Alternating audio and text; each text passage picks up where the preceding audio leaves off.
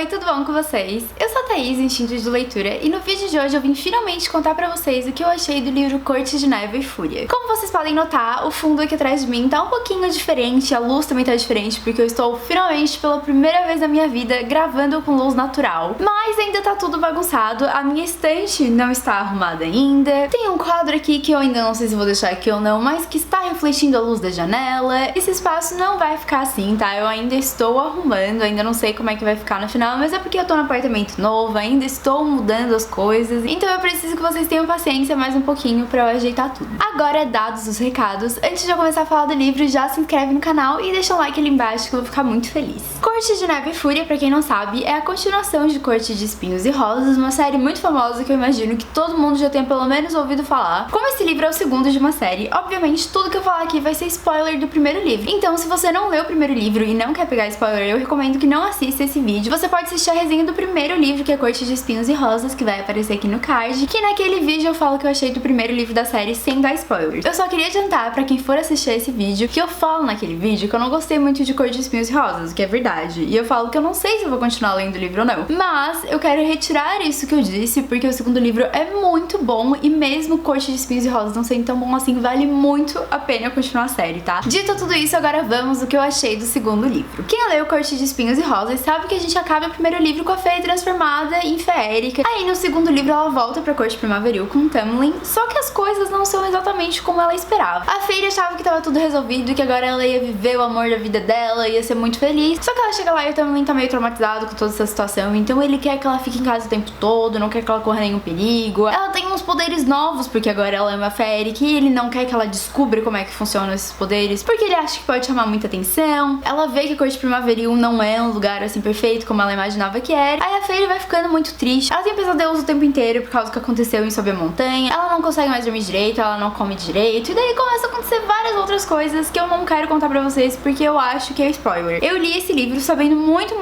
pouco do que ia acontecer. Eu sabia basicamente só o que tinha acontecido no primeiro. E eu acho que a experiência foi muito melhor assim. Então por isso eu não vou contar pra vocês mais do que eu já falei agora. Então agora indo ao que eu achei do livro, eu já vou começar falando pra vocês que eu dei 5 estrelas. Só não favoritei porque tiveram algumas coisas assim mais no começo do livro e lá pro final que me incomodaram um pouco, que eu não gostei tanto, mas não foi o suficiente pra me fazer dar 4 estrelas e meia, porque esse livro é realmente muito bom. Como eu falei pra vocês que eu não gostei tanto do primeiro livro, eu comecei o segundo assim sem esperar absolutamente nada. Eu li só porque vocês me falaram que eu deveria muito ler e fui com as expectativas lá embaixo, né? Vi que era 600 páginas, pensei, meu Deus do céu, eu vou sofrer pra ler esse livro. E no final deu 4% do livro, eu já tava amando. Em 6% eu já não conseguia mais largar essa desgraça, porque, gente, que livro maravilhoso. Em Corte de Espinhos e Rosas, eu só fui começar a gostar do livro, assim, a entrar na história quando ela vai pra Sob a Montanha, que daí começa a acontecer um monte de coisa. Mas Corte de Neve e Fúria tem um ritmo totalmente diferente, ele já engrena logo no começo, velho, ó, ação atrás de ação, o livro inteiro. A gente já percebe lá no comecinho do livro que ele vai ser muito diferente do primeiro, graças a Deus. E a impressão que eu tive depois de terminar Corte de Neve e Fúria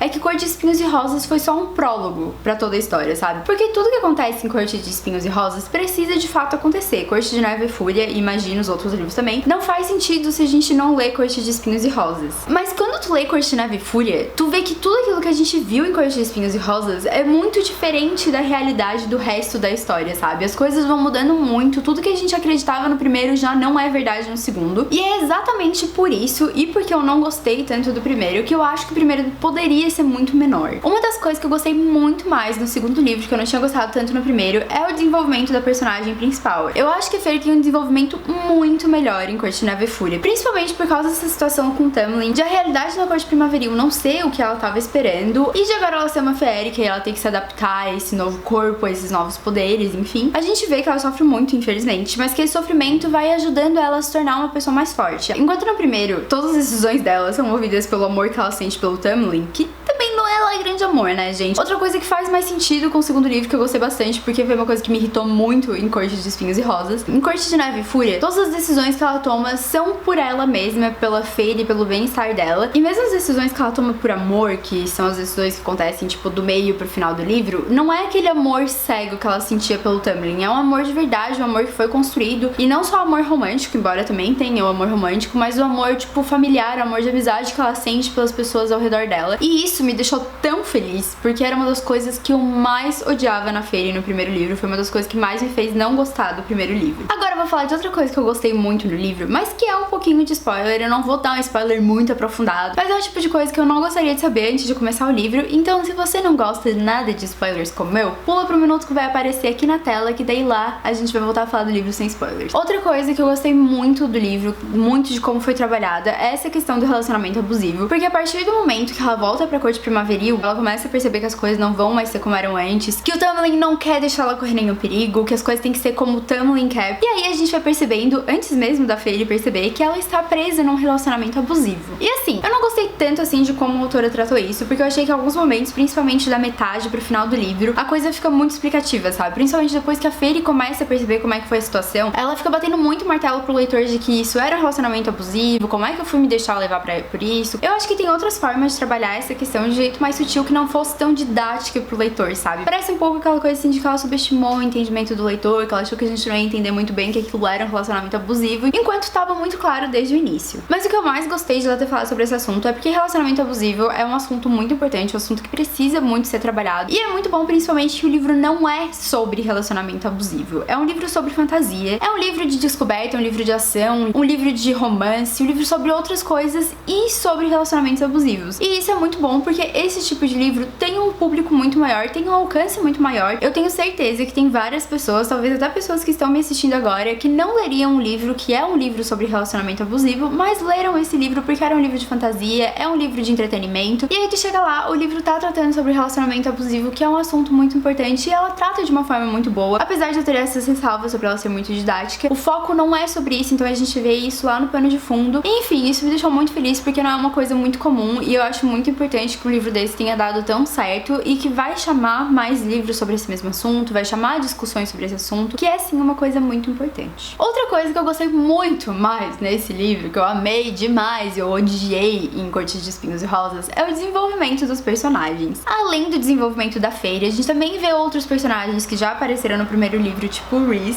serem muito bem desenvolvidos. A gente vê outro lado de personagens que a gente viu no primeiro livro, que a gente achava que era uma coisa, e no final talvez não fosse exatamente aquela coisa, não vou falar mais pra não dar spoilers. A gente também conhece outros personagens muito interessantes, muito legais. Uma personagem que eu gostei muito foi a Mor, eu não sei como é que se fala o nome dela, eu estou falando assim, que vai desenvolver um relacionamento muito legal com a Fairy. A única coisa de personagens que eu tenho contra esse livro é que tem muito personagem. Até no final do livro, eu ainda tava muito confusa de quem era quem, porque tem muito personagem nessa série. Mas mesmo tendo muito mais personagens do que no primeiro, o desenvolvimento do relacionamento deles foi muito melhor do que no primeiro. No primeiro teve aquela coisa de tipo, nossa, eu conheci o Tamlin. 2 páginas depois, nossa, o Tamlin é o amor da minha vida, meu Deus do céu, eu vou fazer tudo por ele. E daí agora nesse segundo livro não, as coisas vão mais devagar, ela vai conhecendo as pessoas, ela não confia nas pessoas direto, ela não ama as pessoas direto. E eu acho que esse é um ponto muito forte do livro, principalmente comparado com o primeiro. A história também, gente, meu Deus do céu, que história foi essa? O primeiro não tem uma história ruim, ela demora pra acontecer. Tem muita explicação do mundo, da situação deles, dos personagens, até a história começar a acontecer de verdade, porque, né, a história começa quando ela vai pra sob a montanha, gente, desculpa, mas é verdade. E aí, no segundo livro, não. No segundo livro, a gente chega lá em 5% e já tá acontecendo coisa. E aí, é aquilo de ação atrás de ação. Agora, quantas coisas que eu não gostei, eu vou começar dizendo que eu não gostei tanto do final. Não é o que vocês estão pensando, pessoas que já leram, mas eu não vou falar sobre isso agora, porque é spoiler, eu vou deixar pra falar mais no finalzinho do vídeo. Falar primeiro sobre as outras coisas que eu não gostei que eu posso falar. A Fairy me irritou um pouco nesse livro, principalmente no começo. Eu sei que ela tava numa situação muito delicada, que é uma situação muito complicada, assim, de tu se reerguer, de tu compreender tudo que tá acontecendo, mas eu acho que foi um pouquinho excessivo, assim, que ela tava sendo chata. Eu entendo, gente, entendo mesmo que deve ser assim que acontece na cabeça de uma pessoa, mas a Fairy começou a ficar uma personagem chata em certo momento do livro. Depois que outras coisas começam a acontecer, que ela começa a dar uma levantada, assim, as coisas melhoram. Mas eu realmente achei meio difícil, assim, suportar a Fairy até, sei lá, metade do livro. Eu também acho que, como todos os livros da Sarah J Maas que eu li até agora, esse poderia ter sido um pouquinho menor. Eu li ele em inglês, eu não sei quantas páginas tem em português, mas em inglês ele tem 600 e poucas páginas. Eu acho que ele poderia muito facilmente ter, tipo, 500, até um pouquinho menos. menos, talvez, porque tem umas enrolaçõezinhas ali no meio do livro que não precisa, tem umas cenas que são longas demais. Nesse livro, isso não me incomodou tanto, mas se ela tivesse tirado só essas coisas introspectivas da Feyre, essa narração chata da Feyre de vez em quando, já teria dado uma boa enxugada no livro, eu acho que teria sido um pouquinho melhor. Agora, nesses últimos minutos de vídeo, eu vou falar sobre algumas coisas que eu não gostei, principalmente detalhezinhos do livro que vão ser spoiler pra quem ainda não leu. Então, se você ainda não leu, eu recomendo que você saia desse vídeo, não sem antes se inscrever no canal e dar like aqui no vídeo, e a gente se vê num próximo vídeo. E agora, se você ainda está assistindo, eu vou assumir que ou você não se importa com spoilers, ou você já leu o livro, porque agora eu realmente vou falar tudo assim, sem me importar de dar spoilers ou não. Uma das coisas que mais me incomodou nesse livro, que eu ainda não acredito que a Sarah J. Maas fez, porque eu tava amando tanto, eu acho que ela é uma puta escritora dela, chega e faz isso, eu não acredito, foi o rei de Hybern, sei lá como é que se fala o nome daquele lugar, ter dado uma de vilão que explica tudo no final. Eu acho que isso é um problema estrutural do livro inteiro. Eu acho que se a Sarah J. Maas tivesse conseguido colocar pequenos detalhezinhos, pequenas dicas ao longo do livro, ia chegar um momento no final do livro, na hora certa, não precisava fazer com que a gente percebesse antes, que tudo ia acontecer e a gente ia pensar, meu Deus do céu, era realmente isso que estava pra acontecer, só que a gente não tinha se dado conta. Agora, ela não quis fazer isso, ela quis deixar tudo uma surpresa, o que eu particularmente não gosto. E daí o que aconteceu? Ela precisou que o vilão explicasse tudo no final. A gente teve aquela cena ridícula que eles estão na frente do caldeirão e o vilão fala: